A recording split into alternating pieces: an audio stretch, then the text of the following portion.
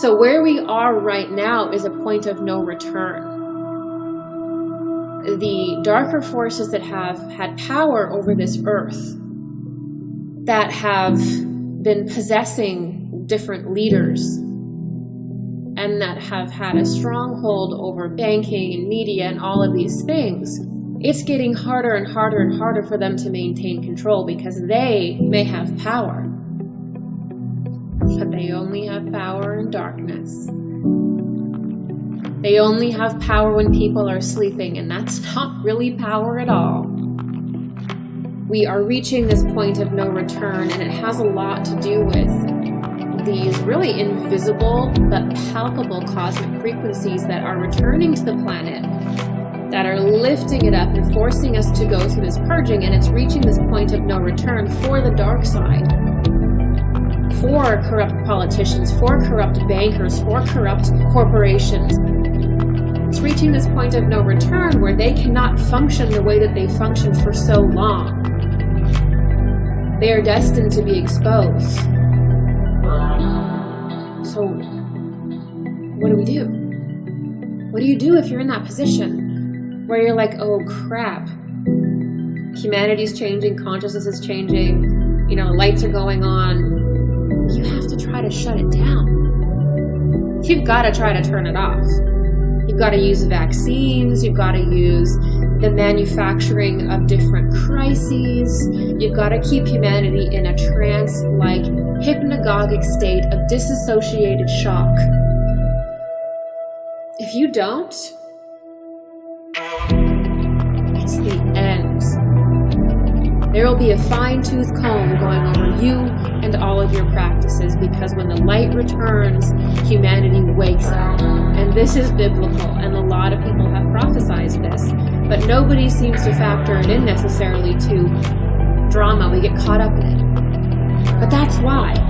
That's why right now, because there's always a point of no return. There's always this threshold, this membrane that once you pass it, and we are in it for this year and the next, especially 5, or it's been really happening for a little while, we are in it now. And so what needs to happen is that either humanity can be completely regressed into an inferior form, into a more beast-like form, which is really what the mark of the beast and the beast-like system is. It means not returning to our divine nature and state as psychic beings, but instead regressing into a more animal-like form, which involves the transhumanist agenda. That's why many say the mark of the beast is a transhumanist mark or some kind of chip or whatever it is. Because once you choose transhumanism, you choose to regress as a person. You choose to regress as a human. You say, I'm not going to develop my intuition. I'm not going to regain my psychic abilities. I'm not going to regain my cosmic consciousness and develop. I am going to instead merge with a machine and lose your consciousness entirely.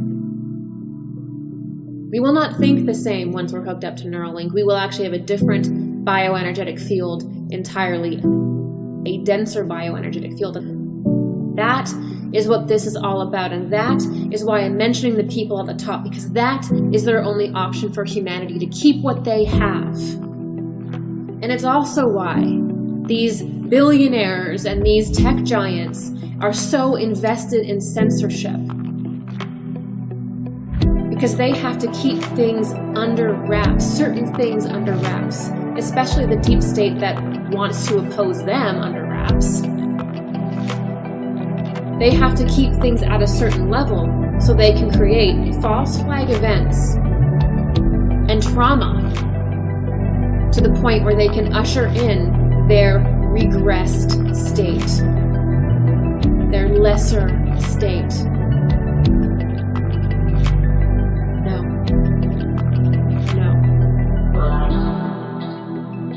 We are organic, spiritual beings.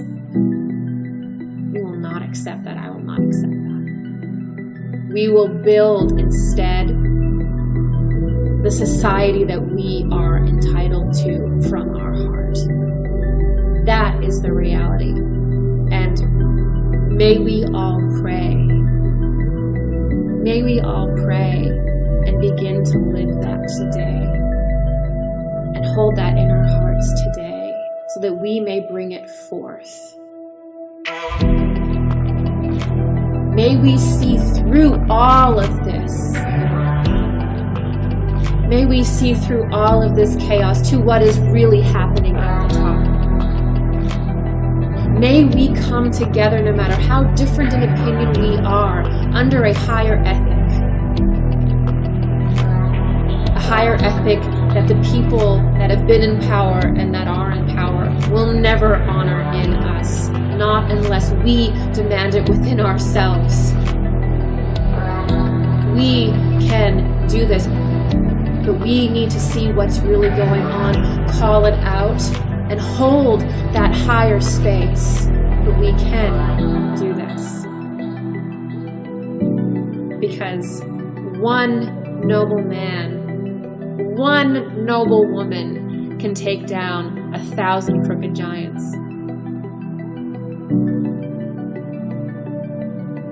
That's the truth. Because when you are aligned with your heart and with God and with your higher self, you are more powerful than you can ever imagine.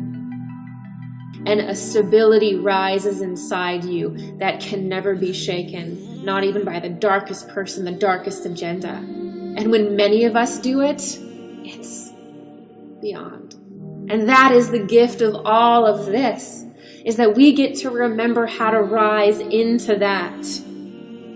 And may we do so